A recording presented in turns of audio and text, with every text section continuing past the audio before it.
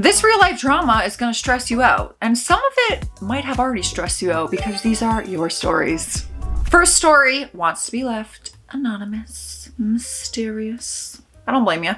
Don't trust Craigslist. To be honest, I've never trusted Craigslist. Like, that's just like, we all know this, right? Common knowledge. Craigslist, sketchy, right? 'Twas the summer of 2017. My husband and I were traveling to find seasonal work until we achieved permanent jobs. We had majored in the same field. So at this point, we had traveled to a few interesting states for work, but wanted to try out other places until we got permanent jobs. Neither of us had gone to this particular Western state. I won't say which one, but we both got job offers for the same city, which is hard to come by in our line of work. I immediately started looking for housing and found what I thought would be a great setup on Craigslist. After sending in an application and sending some emails, the homeowner asked us to speak to him over the telephone as well. An old man answered, and it felt like another job interview. He was very well spoken, enunciating, and speaking with the kind of grammar that made me want to match the formal tone of conversation. I learned that it was a 2-level home where he lived in the bottom section, and a door downstairs led up to the top section where we were to stay. He was a lonely old man who wanted to talk to us nightly for at least an hour, and he liked to garden. Like, actually garden or garden? You know, the kids, if you're not on TikTok, apparently you call smoking MJ gardening. That's what the children are saying these days, apparently. I'm assuming this just means garden, like planting herbs. There were no other listings I had seen that had the reasonable commute that his listing did, so I thought I can handle making a nightly conversation in exchange for a place in town. We agreed, paid a deposit, and made our long journey to this western state. Keep in mind that the pictures on Craigslist made the property look ideal. We couldn't have toured beforehand due to the distance. Oh, that's a risk. The sky was a foreboding red as the sun crept back that evening. We meandered down the road that, according to our GPS, should have been in his neighborhood. What we found was a road lined endlessly with trees and off-putting folk art of cartoon characters. No numbers, no indication of where to turn from here. So we phoned the homeowner. He was almost humored by our trouble, and in his old and strange tone, he agreed to meet us on the road and guffed about his collection of cats. We had our dog with us, who immediately reacted to the sight of the old man with threatening barks. When he spoke, he never addressed nor looked at my husband, only maintaining eye contact with me. Weird, we thought, but at this point we were exhausted from a long road trip. The driveway to his home was a long, winding dirt path that was laced with potholes and snaked through the tall trees. We arrived, and upon exiting our vehicle, he invited us in. "You two have had a long journey. Why don't you come in and eat?" We relented, even though all we wanted was to rest. He'd obviously not had many guests, not recently, as the dinner bowls placed before us had a layer of dust, and on my husband's a dried up piece of rice. He served us a stew, and only once I had tasted it did I look up to see one of his many Siamese cats licking the cutting board. He must have had 12 cats. The homeowner had piercing blue eyes and an overall hauntly air about him, and he told us all about his and his family's accomplishments. He was particularly proud of a statue that made the hair on my neck stand at attention in the parking area. A life-sized pale woman, hunched over with arms out like she was creating a circle, looking downward. An ominous spellcaster watching over trapped souls. After an uncomfortable dinner, we were shown that door that led upstairs. The smell of cat pee permeated the grounds. It had been where he had cared for his dying wife in her final days, and she loved cats. It was now our personal hell as we learned of its many concerning elements. There was no lock on the door that led upstairs. It went immediately into a bathroom, of which had shower walls not fully reaching the ceiling, but also the windows. There were windows everywhere. I love that you spelled it like that. Everywhere, including a very large window sat directly beside the toilet cheeks and all, fully exposed. Yeah, I'm sleeping in the car. No joke. I'm in the trunk if I have to be. Remember when I said he liked to garden? Guess what one saw when they looked out from the toilet? Once you imagine the worst possible bathroom setup, there's more. Stains on the carpet that went to the bedroom after a hallway of windows warned you of more to come. The kitchen was filthy, large spiders making in their home.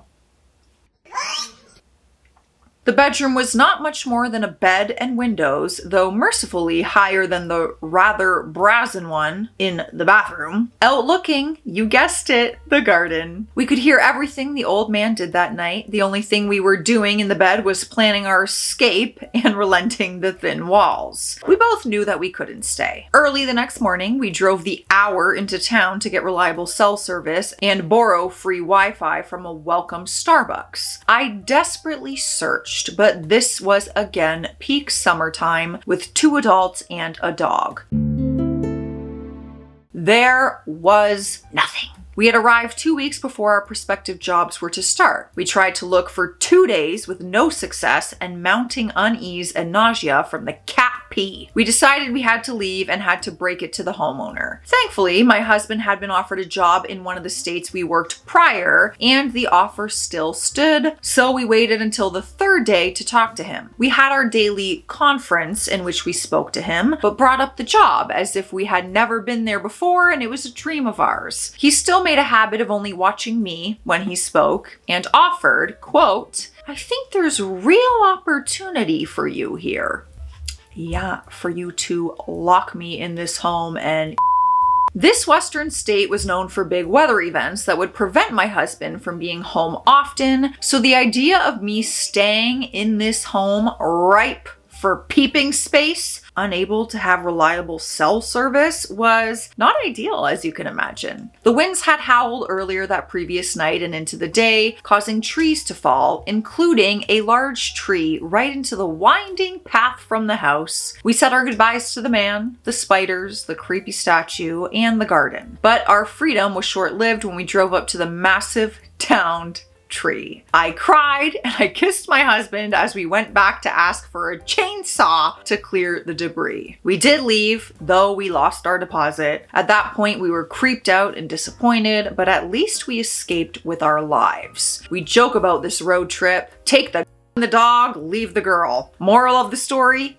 don't trust Craigslist. I mean, truly, I'm not trusting any home that I'm not seeing before I move. Just saying. Pictures make everything look better. No way. No freaking way. I don't trust anything. I really did have every intention of wearing my hair down today. I washed it. I was gonna wear it all curly and beautiful. And then it rained this morning and I went for my 5-kilometer walk. Yeah, the frizz and the texture of my hair when I got back, there was no saving it. So we had to slick it back into my alien head up to my favorite. My hair is clean, but you wouldn't know. Next story also wants to be left anonymous. Am I the a-hole? So, some background. I had my first child at 17 and I joined a group for young parents. It was located on a housing estate where everybody knows everybody and everybody is in each other's business. I got to know a few of the girls quite well, and even after we leveled up and got told I was too old for the young moms group, we would meet up regularly until I got fed up with the constant drama between all of them and I distanced myself. I've been friends with one girl and she gives me all the good gossip. She found out that one of the girls from the group, we'll call her Anna, was sleeping with a guy who lived in the estate who had a fiance. We'll call them Greta and Greg. Anna was also engaged, but it's public knowledge that they cheat on each other constantly, so we'll ignore that.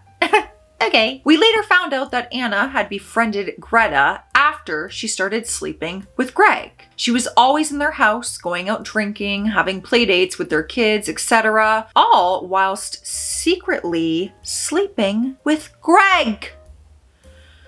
Okay. I'm trying to keep up here. Greta seemed to be the only person who didn't know. Everybody on that estate knew what was going on, and I even heard that people were literally laughing about her behind her back on the school run. I was considering telling her because I'd never met Greta. I was in two minds about it until Greta and Greg got married, and I found out Anna had been texting Greg on the wedding day begging him not to marry her. I saw the screenshots. This was the worst kept secret to ever exist. Okay, are you guys telling people? Are you like exposing the truth, or are you just minding your own business? After that, I just couldn't keep letting this woman walk around with everybody she knows laughing behind her back. I found her on Facebook and I sent her a message along with all the bits of evidence I had managed to get my hands on. She saw the message, but didn't answer. I later found out she had thrown him out. They did eventually get back together. I never attempted to deny that it was me who told her about it. I didn't care who knew that it was me, so I ended up with all of her friends threatening me over it. I was told if I ever stepped foot on the estate again, I would be beaten up, etc. This never happened. I've been up there loads, but they won't even make eye contact with me. I've bumped into Greta since. She smiled at me and didn't seem angry to see me. I'm pretty recognizable, so she definitely knew it was me. So, was I wrong to tell her? I don't think so. I would hope if I was in Greta's position and everyone else around me knew and they were laughing at me and I'm about to marry this man, I would hope someone would tell me the truth. Please. Save me from my misery. I don't think you were wrong to tell her. I would want that personally. But let me know your guys' thoughts. Grab your beverage of choice. Choo-choo! We are hopping on hydration station. Drink your water. Cheers. Success. Did not ruin the lip gloss. The next story also wants to be left anonymous. The mystery continues. Am I, 28 female, wrong for struggling to forgive my brother, 26 male? Hi Joss, I've followed you for years. Oh, and have loved watching your videos. Now I'm here seeking your and YouTube's advice. Well, then we must provide. You guys, let's give some advice, as long as it's respectful. So, 2 years ago, my brother was living with me in my house. We had been through a lot that year already. The loss of our cousin, who my brother was very close to. He lost his job, though it was his fault entirely on his own. And I had left one job to start another. I worked 12-hour shifts at my new job and was gone for the portion of the day. This job was one where I could not run home for lunch or take a break. I was there the whole 12 hours. Well, he started texting me one day while I was at work about my dogs. I had 2 dogs at the time and they stayed in the yard on chains. I made sure they had access to shade and water. I had them on chains because one was a husky mix and she would escape the yard. She would then show the other dog how to get out and then they would run around the block together. They were probably like, hey girl, you want out? Come with me. I'll show you how it's done. Dogs are so smart sometimes. Not my dog, but others. Love you, Lila. She's like her mom. Not the smartest, you know? But we're still nice and lovable. My brother would refuse to go catch them in previous excursions while I was at work, so I had to get the chains so that they would stay in the yard. He sent a picture of their water bowl that was tipped on its side. He said if he had to fill their water or came outside to let his dog out and they had no water, that I would come home to 2 fresh piles of dirt. I don't understand. He can't help with the dogs. The bowl had been half full when I left for work that morning. I can only assume they either drank it all, as this was summertime, or they knocked it over. Again, I cannot leave work. I ignored his texts, though I was fuming, and tried to focus on my job. The next day, he sent messages about my cat, saying if he had to fill their water fountain again, he would make them disappear one by one. Okay, well, your brother can kick frickin' rocks then. What do you mean? I had gotten a small cat fountain to try as I had a 17-year-old cat who wasn't doing well and I wanted her to drink more water. I hadn't bought a second one yet or a larger one, which I had been considering. I was pissed. I got through my shift, ran to Walmart to grab some things. I called our mother to tell her what he had been saying and that I was done. I was kicking him out of my house. I hadn't even wanted him to live with me again in the first place, but because of previous incidents, he had nowhere else to go. Our mother convinced me to let him stay with me until he got back on his feet, which wasn't happening. He had said he was going to apply for disability and that I would have to deal with it. She said she understood and I decided to get it taken care of ASAP. On July 17th, I was sitting in my home library writing letters to my dog's new potential owners. What? I had made the difficult decision to take them to the shelter as I didn't trust what my brother would do after I kicked him out. The babies. With me being gone for 12 hours a day and them outside in the yard, I didn't feel that they were safe. That must have been so hard, but I appreciate and respect that you wanted them to be safe and put in a better home, and maybe with people who are home more too. Oh, that's so sad. I was writing the letters when my dog started barking. I assumed they heard a car or something. My brother stormed out of his room, which is across from my library, hit and kicked their crate, and yelled at them to shut up. I shot to my feet and opened the door to my library to tell him that number one, that was not okay, and number two, he needed to be out of my house by the end of the day. He was heading back into his room, and when we locked eyes, he gave me a look of such hatred that I felt chills. But I knew we needed to talk. I crossed to his room and went to put my hand on the door so it wouldn't close so that we could talk. To be clear, I never entered his room while we would talk. I would usually just stand in the doorway so that he would have his space, but we could still communicate. He ripped the door back open, shoved me so hard I hit the opposite wall, and started screaming in my face to leave him alone and that he didn't want to talk and that I needed to stop cornering him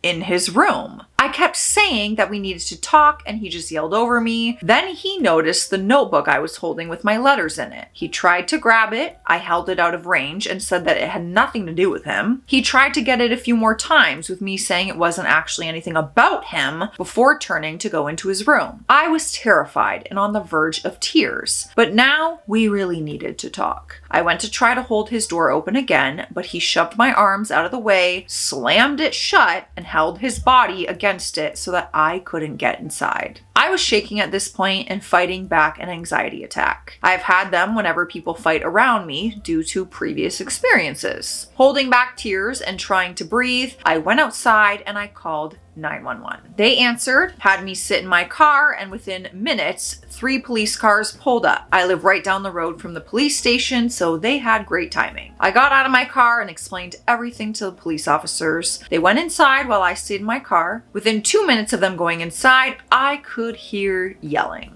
Eventually, it got quiet, and then one of the officers came back outside. The first thing he said to me was, "That guy is scary." Then he said that my brother had attacked the police officers. I asked if they were going to arrest him. At that point, the other police officers joined him. He asked if I was going to fill out an emergency ex parte. I said yes, and they said I should go do that. I agreed, figuring they didn't want me around while they got him out of the house, and so I got in my car to go and do that. I got to the place to fill it out and was greeted by a lovely woman. I told her my situation and she took me to a quiet room to fill out the paperwork. While filling out the paperwork, I started getting calls from an unknown number and my brother. I didn't pick up, but I got some voicemails. I started listening to them and the unknown number was one of the police officers. He said something about my brother locking them out of their house, but that there was movement happening. He also said that my brother was burning my stuff. I called him right back and asked what he meant by stuff. He said, "I think someone said it was books." Your library! I'm not gonna lie, I thought it was the dogs. I would have cried. My heart sank and I felt sick. He asked if I wanted them to arrest my brother. I said yes. You can go anywhere you need to go. You can do whatever you need to do. I want him arrested. The officers said okay and we hung up. I went back to filling out paperwork and the nice lady gave me some tissues because I had started crying. Then my brother started texting me. I couldn't figure out how he was texting me. After all, he was supposed to be arrested, right? I called the police officer, but I got no answer. I called another police officer whose number was in my phone from a prior incident, and he picked up. I asked about my brother texting me, and he said he was on another call and that they had left my house. I was in shock. Need I remind you, my brother had threatened the lives of my animals and had now burned my stuff. Even the lady helping was like, "What do you mean they left?" We hung up, I finished the paperwork, and I left. But I didn't know where to go. I couldn't go home if he was still there. I called my mom to update her, and she said to go to her house. I started driving that way, but I could feel a breakdown coming, and I didn't want to scare my younger sisters, who are 10 and 12, who knew nothing about this. So I called mom, and I told her I was going to a friend's house to the next town over. I got there, parked my car, walked up the ramp, and saw the husband on the back porch. He saw me, he said hi, and I burst into tears. He gave me a hug and asked me what happened. I have never cried in front of him before, so I think he was surprised. I started telling him and he said, "Let's go inside," to his wife. We went inside and he called out that I was there and that something was wrong. She was in her room playing on her phone, so I crawled into bed with her and she hugged me while I cried. I told them everything and they fussed over me. I stayed with them for a while, answering calls from my mom and the police as they came in. Eventually, the police needed a key to my house. My mom offered to run them her spare key and I agreed. She took it to them and parked at a gas station down the road to give me updates to make sure that none of my cats ran out the door. I, meanwhile, ran to check on my sisters because they weren't answering the phone and my mom was panicking. They were fine. They just didn't hear it. My mom called after they got him out of the house and she was allowed to go over. She said she thinks the damage is worse than I thought. I told her I was on my way and that I needed to see for myself. I got there, parked my car, got out. I got to the bottom of my steps where my mother met me with tears, apologies, and a hug. I could see the damage from there. The back gate was open, police milled around, and I walked into my backyard. There was a giant ring of burned books. The damage was immense. Even the ones that were badly burned had been soaked in gas and then water. There was nothing that could be salvaged. I felt kind of numb at that point. We talked a little more with the police. They left and we went inside. We opened the library door and the room was in ruins. Bookshelves were knocked over, figurines and artwork were smashed. My poor elderly cat was trapped in the room because there was a bookcase blocking the door. I told my mom if she had been crushed trying to escape, I would not have been okay. Her and my stepdad helped me clean the room up, then said I needed to go get the dogs to the shelter. I loaded them up, took them over, explained the situation, and I had to say goodbye. My mom and stepdad left when I got back, and I sat in my library and just stared at the destruction around me. I can picture exactly how you'll read this next part. Joss, the gasp, and everything. I'm scared. I lost a total. Oh, you're correct. I lost a total of 896 books.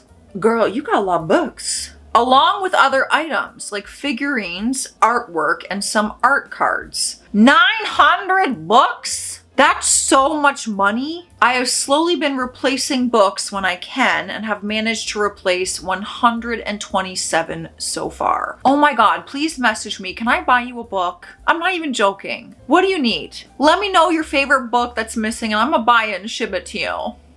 Oh. Man, some people, books are everything to some people, okay? Some books, while they can easily be replaced, held more meaning because a family member who is no longer with us wrote a note in them, which of course can't be replaced. Others are from when I got to go meet the author and they signed the book with a nice note for me in it. I know most people will say that they are just books, but they were so much more to me. They were my childhood, my escape, worlds that I could disappear into to get away from the hard times. Now those memories are tainted because the love I put into those books were destroyed when they burned. I'm so sorry. Listen, I am happy your animals are okay because truly my heart was pounding thinking you were about to tell me something happened to your animals in the fire. I want to buy you a book. I'm not even joking. I don't know who you are because it's anonymous, but if you can reach out to me, let's talk. I want to buy you a book. I really do. I love books too. Probably not as much as you. I probably have like 10. But I do like books. Let me know your thoughts, you guys. Stay classy out there. Stay sassy. I'll see you tomorrow.